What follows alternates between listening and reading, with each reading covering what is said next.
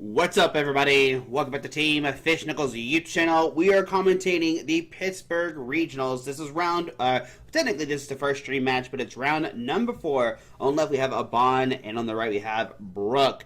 Now, Abon, if you don't know, actually won a regional championship last weekend playing Gardevoir, and it's back this time around in 3-0. But we have a Gardevoir versus a Dragapult deck. And this can be very interesting. This is the decks we always see, the matchup we always see, Gardy versus Dragapult. What's the best? You know, both these decks always have the most highest placement. It's these two and Rageable usually are the 3 most played decks at these regionals nowadays. But it will be interesting to see which one takes it down. They're always going back and forth and stuff like this. Usually it's Gardevoir taking down the Dragapult decks, but if we can see the Badu locks come online, some rare candy Dragapults get out ASAP and take out multiple routes and put the Gardevoir player in trouble. We could see some crazy things happen with with the Dusknoirs and stuff like that. But I think if I remember correctly, this matchup is going to be interesting because Abon is playing something very different in their list. So once they start revealing it, we will see what happens. Now, this is in 1.5 speed, so it goes pretty fast and stuff like that. Just so we're not sitting there watching them shuffle and all that kind of fun stuff. But here we go. 6 prize cards are being set out. And we'll see what these players have and who goes first and all that kind of fun jazz stuff. So, looks like a mulligan was taken. And let's see. So, no matter who wins the coin flip, they want to go second in this matchup to get set up, start finding their Pokemon, and there's a handshake. So let's see. It looks like Abon probably won the coin flip, so Brooke is going to go first. We see the Monkey Dory start from Brooke and the Ralts on Abon's side. So we're going to see a Buddy Poffin. This will most likely find just Dreepies, if I imagine. Just because you don't want to find the Badoos ASAP this turn, just because they're really not doing anything for you. You rather just, get the Dreepies, try to get the Dracloaks out, start getting set up, and if they have a second Buddy Poffin, maybe find a Badoo then. But even then, they prize their Neo Upper Energy. That's a big deal because a lot of these lists don't play Crispin anymore. They are just playing the Neo Upper Energy with Hilda to get the energies out that way and start finding Pokemon in that kind of, find their energies out this way. But we do see the Badoo coming out. Unless they have a second Buddy Poffin. Looks like we do see a Nestball. I would love to see another Dreepy come down. Looks like we do see the Latios come down. And we just see it pass. And I would love to see the other Dreepy come out instead of the Badoo. Just so, like I said, get multiple Dracloaks online. Next turn, you can look for your other Dracloaks. Usually, the Gardevoir players aren't playing Badoo. So you're able to, use your ability or item locks next turn. So you don't have to worry about that. You don't have to worry about your own item locks. The only difference with the Bonds deck is you see right there on top, you see that Frillish. So maybe Brooke knew that Abon was playing Frillish and Jellicent. I think I'd still rather prefer to get out the multiple Dreepies, just because even if you are going to be item locked, you can at least find the Dracloaks and start, using his ability to draw more cards and stuff like that, trying to get set up. But let's see what happens with Abon. Imagine we'll see a Frillish, and most likely an Oceanic Gloom. And Oceanic Gloom is great because it does 20. And during your opponent's next turn, they can't play 80 item cards from their hand. So it's an item lock no matter what. We know what Jellicent does. We know it item locks them, but it has to be an active spot. The big deal here is Frillish says, hey, you can't play any item cards in your hand. So it's a guaranteed you can't play item cards, you can't search for cards. And with Brooke only finding the one Dreepy, we are not going to see a multiple Dracloaks next turn, right? So that's kind of a big deal. So Nestball is going to find that Frillish. Now, Abon will still need to find a way to retreat this Ralts. Air Balloon, there's a Monkey Dory come down, and they were seeing Iona. So Abon is looking for a Balloon and an Energy to get that Frillish start attacking. We do see a Rare Candy, we do see a Dark Energy, but I don't see a way to get this Frillish in the active spot. I do see another Ralts that can come down, and that's great, because they are in a situation where Brooke could knock out their only Ralts potentially if they get... Oh, well, actually they can't because we know Neo Upper is prized. But still, there is a threat always with that. But we do see Earthen Vessel discarding the Rare Candy, getting 2 Psychic Energies. We see a Dark Energy on the Monkey Dory, we see the Ross come down, and we see just a pass. Now on to Brooke's turn, unfortunately they cannot take a knockout because that Neo Upper is prized. And they didn't get an Energy turn 1 either. But we do see the Dragapult come online, we do have another Dreepy, and we have a Psychic Energy. So we'll be able to retreat this Monkey Dory, send up the Budew, and get their lock established and start item locking their opponent. We do have the free retreat the Latias too, which is sick. Yeah, I forgot about that. And we do see an Iono come down. I don't know if I'm 100% a fan of this. I don't know what Brooke is really looking for. What they could have done is held their hand and just waited and just said, hey, let me see if you play a supporter card and see what you have. Because if they don't do anything, then you're in good place. I think that's what I would maybe have preferred to do, just because we really don't need too much anymore, right? We've already attached. We got a full bench. We've already evolved. But we do see we retreat, and we do see the Itchy Pollen. And there we see Arven going straight from Bond, finding the Secret Box, which they can't play anymore because they've been itchied, and an Air Balloon. So yeah, you know, sometimes holding your supporter cards is great, just because you don't know what your opponent has and stuff like that, and you can punish them when you don't really need to find anything, and you can just wait and see what they have.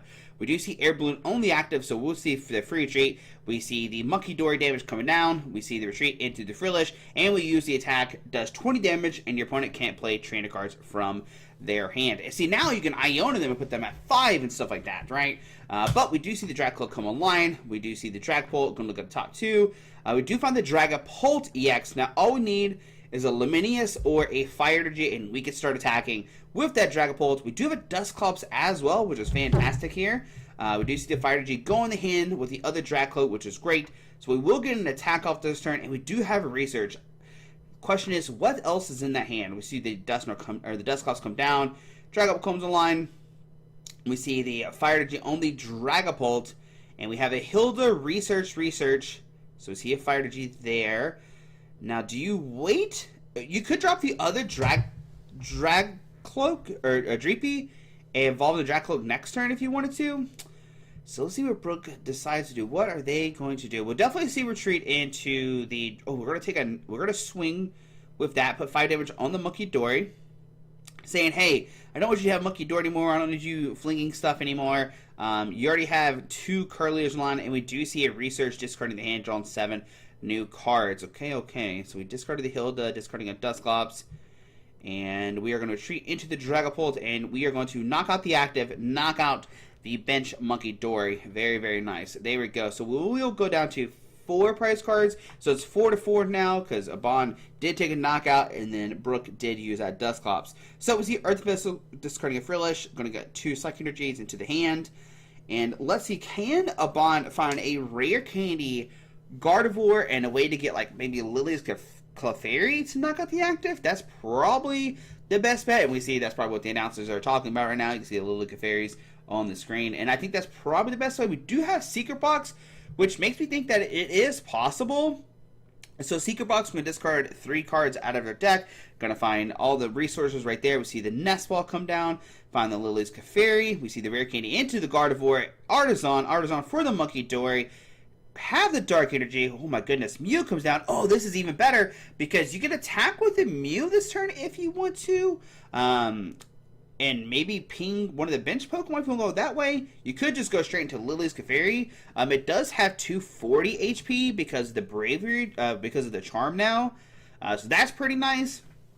We've already attached the Dark Energy, so we'll need to put 2 energies on the Lily's Clefairy. But then you get fling the damage off onto a bench, onto maybe the active Dragapult, and just take a knockout. And there we see a clean Research. Wow, that hand was pretty busted. That was pretty good. And we had the Fezzidipity if they want to put it down. I don't see why you. Ooh, so we are going to go for the Mew play. Okay, so we're going to go for Mew here, actually. I still like the. Okay, we're going to fling the damage on the bench Drag Cloak. Okay. Oh, because then you get Sniper for 60 and take the double knockout. Yeah, because you did 260 to the bench, take 3 prize cards, going down to 1. Yeah, Bond showing what's great about that. Yeah. All right, got the Air Balloon for a free retreat. Yeah, I think that's what they're talking about. Yeah, the Monkey Dory flinging the energy on the bench. Yeah. See, I was talking about Dragapult, but I forgot there was a Dracloak on the bench and the JP that they could ping with a 30, and that was a pretty good play there. So now, Brooke, did they get the Neo Up Energy off the prize cards? If not, I think you got to give it to Gardevoir this turn, right? We'll see. So we see Ultra Ball. Do they? Oh yeah, that's what I was about to say. Do they play Blood Moon Ursaluna? And they do have the Blood Moon Ursaluna here. And if they have the Iono, they got Blood Moon plus Iono. Put them at 1.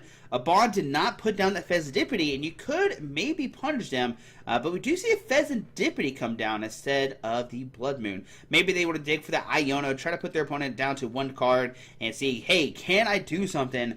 Make your opponent cannot take a knockout, Ion them into 1, put them in a bad situation, and I take 2 price cards, and then find a way to somehow knock out that Lilith Clefairy the following turn. So we see a Fezandipity for 3, and I do not see an Iono yet, and I don't see an Iono. I'm pretty sure I don't see one. I see a Watchtower, I see a Research, I see a Laminius, and we're going to scoop. So yeah, no Iono there. Definitely wanted to find the Iono. Try to put them down to 1, punish them, you know, say, hey, you're going to get 1 card. We know as we watch the game that Fezandipity would have gone to the bottom of the deck, and then they potentially wouldn't have been able to draw cards, but we'll never know anymore. Unfortunately, did not find the Iono. Yeah, the Iono plus Blood Moon would have been really cool to see for sure, and then, you know, would have been great. But here we go, a little recap here. That Frillish chicken, the knockout that turn. We see, okay, what did we cut to? Okay, so we cut the Dusknoir knockout, and then we see the Dragapult taking a double knockout there. Then on to a Bond's turn. They have the crazy rare candy Gardevoir, Mew EX, all the kind of stuff, shenanigans. And the reason why Mew could take a knockout on the Dragapult is because Lilith Clefairy makes it where your opponent's Dragon Pokemon are weak to Psychic. So that's why they're able to take a knockout that way with the Mew, because it did 400 damage. But here we go, on to round number 2, and unfortunately, Brooke, they start with the Hawlucha. Oh no! A Bond does start with that Frillish, which is really good. Oh, 2 Monkey Dory prize. They probably only play 3. I don't know their list, but I imagine they only play 3 because they're playing Jellicent and stuff like that. But yeah, starting with that Hawlucha against this Frillish is really, really bad. Brooke is going to need to find that Latias for your treat. But oh, Brooke's hand is terrible. There's only a Hilda there and some energies. Oh no! And this is one of the reasons why people advocate for best 2 out of 3s, because when you have bad hands like this, you can be like, you can at least be like, all right, we'll play another round, another game. But right now with just the Hilda, that is not looking good. But we see Earth Vessel discarding a Psychic to find 2 Psychics, which is perfect. It goes hand in hand with Gardevoir with that Psychic Embrace. And a Bond's just going to pass with the Frillish in the active. Oh no! Well, I guess that's fine, because like Bond doesn't know what Brooke has in the hand. But we do see a Monkey Dory come down. We do not have a Dark Energy, but we do have Hilda, which could potentially find the Dark Energy. We see the Drac Cloak, and most likely the Dark Energy. If they play Dark Energy, I think they do, right? Or it looks like maybe it's just Laminius. Yeah, it's just Laminius. What I'm talking about. Laminius plus that. Probably attach the Laminius to the Monkey Dory to start flinging the damage back from this Frillish. If the Frillish does come out, the real question is, do we see a Jellicent EX come out with that Power Press attack? It needs 2 energies, but if this Pokemon has at least 2 extra energies attached to it, it does 80 more damage. So it's only do 80. It doesn't knock out. Oh, it actually does knock out the Hawlucha. It only has 70 HP. I thought Hawlucha had 90, but that's an old Hawlucha. We don't talk about those old Hawluchas that have 90. We want these new Hawluchas with 70. So you see a Dark Energy. Or is that Laminius? I don't know. I couldn't see. We see a Clefairy come down and an Iona. You know, a Bond is like, oh man, I gotta play this. Yeah, that is a Laminius energy. They're like, oh, I gotta play this Iono. I mean, they had to. They had nothing else in the hand. We see. Looks like we're just going to see an Oceanic. What is it? What is the name of the attack again? Oceanic Gloom. Wow, and it's weak to Psychic, so it takes 40, but now we can't play our trainer cards. We see the Duskull, and we look at all those trainer cards we could play. We have Iono. You know, we could play the Iono just so we could try to find multiple Dreepies and start getting set up. But this item lock is going to hurt a lot for sure. We see Fezandipity come down, and we do see the Research. Going to discard the hand, draw 7. Now this is kind of good because if that Hawlucha gets knocked out next turn, we can at least see the Fezandipity flip the script. But we only see 1 Dreepy come down and no energies. We see the Monkey Dory going to fling that damage actually off. And we're going to put that 30 on Where does it go? Maybe the Frillish? Yeah, on the Frillish. Now, the only issue is that damage could get flinged back if a Bond can find his own Munkidori. But we do see an Iona here going to shuffle their hand, put it on the bottom of the deck. Each players are going to get 6. And can a Bond or Brook find anything? We do see a Munkidori going to a Bond's hand. And we do see the Neo Upper. We see, I don't think we saw a Droopy. I saw a Dragcloak. But it is going to be item locked here in a second. We see an Ultra Ball. Most likely going to find a... Could go Jellicent here and just try to put pressure, take knockouts. It looks like we are going to go for the Mew EX to restart, to draw cards. Maybe they can play a lot of cards out of their hand and start using restart to find more cards out of the deck. We see the Rots, we see the Energy, we see a Bravery Charm, and we see a restart for 3, but nothing else in that hand. I did see a Curlia for next turn, and we are going to swing for 40 damage.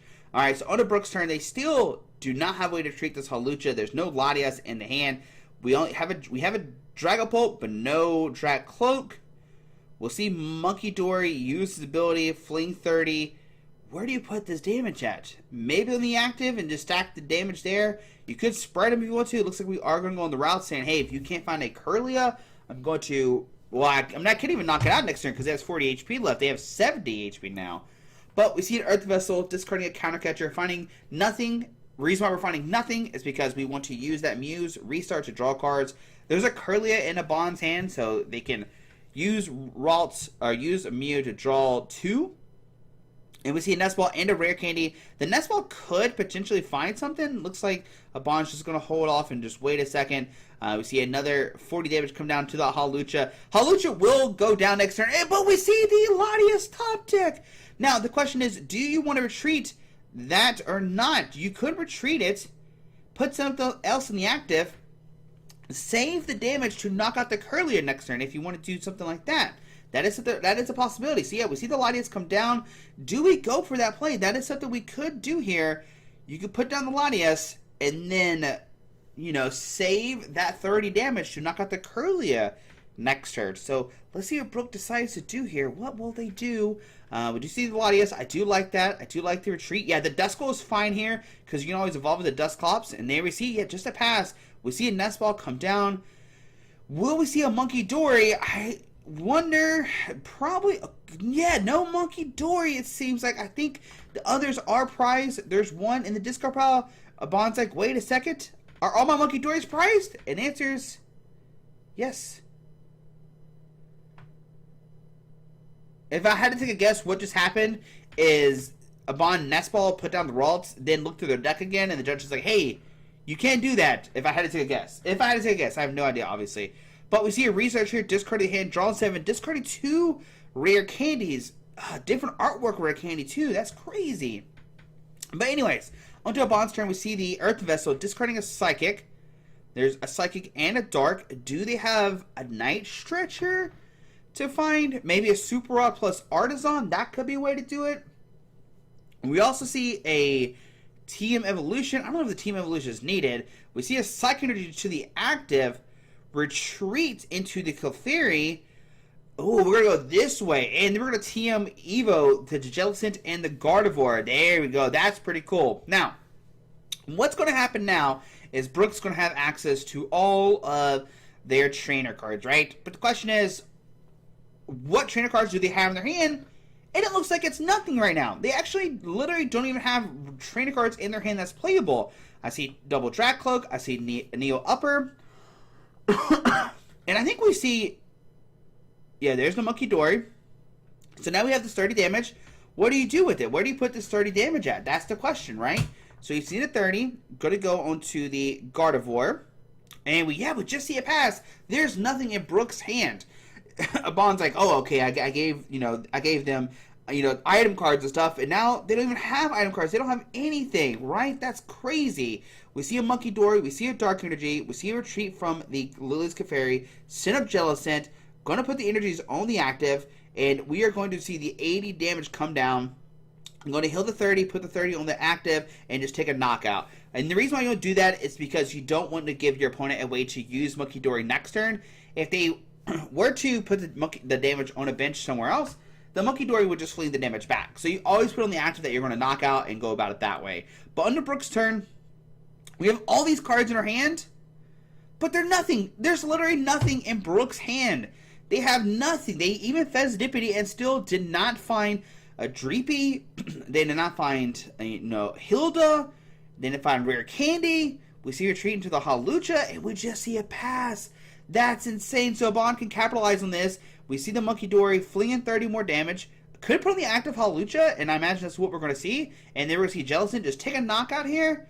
And yeah, on to Brooke's turn, and they find an Iono. So I think you Iono here first because you can't use item cards anyway. So you can't Rare Candy into Dragapult regardless. Unless does Brooke play Boss's Order? If they play Boss's Order, you could potentially Boss and then Fez. But I don't know. That's a tough spot. It's a tough spot either way. I'm not sure. So they do play Boss's Order.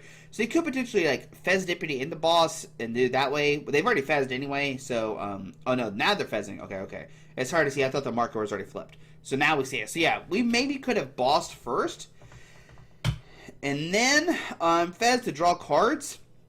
So you can at least break the item lock. Because Jellicent is only item locked when it's the active spot. So that's a big thing here. But we do have a bunch of Pokemon now. We have the Dragapult. We have two Dreepies. We see a retreat into the Dreepy. And we're going to see a pass on a Bond's turn. Now, can a Bond capitalize on this and somehow take multiple prize cards this turn? And nope, we're just going to see the heal and 80. We're just going to keep it that way and saying, you know what? I got Lilith Clefairies on the bench. I got Mew on the bench. As soon as you get Dragapult online, I'm taking a knockout. We're going places, right? And we see an Iono here. And that's, I don't want to say it's checkmate, but with the Mew and what is going on there? That was crazy. What just happened? Chip and Kyle just made an appearance. I don't want to say it's checkmate, but with the Lilith Clefairy sitting on the bench, like, Brooke has to find a way to get Dragapult out and bring up the Lilith Clefairy to take a knockout and to have somewhat of a chance. Because if not, a Bond can go for that Monkey Dory play and potentially take 3 prize cards in one turn. So, we'll see what happens. There's the Dragapult. There we see the Psychic Energy go online. We see the Dusknoir come down. We'll see retreat into the Dragapult. And we will swing for 200 damage, which is not enough for a knockout. And it's going to be up to a Bond to find out a way to retreat this. And can we take 3 prize cards in one turn? That is the big question here. And I think there's just... if I think what happened, if I remember correctly, if we look at this real quick, we'll dissect this last play real quick. Because it happened so quick, obviously it's 2 times speed. So we did...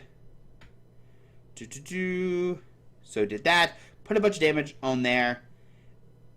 And I think what happens is Bond's like, yep, I just send up this, knock out this, because it is 200 damage. Because since they dropped the Dusknoir, it has 60 HP, so you could use Phantom Die for 200, put 6 damage here, and take a double knockout. If Brooke didn't put this down, we could have still saw the 30 fleeing from here onto the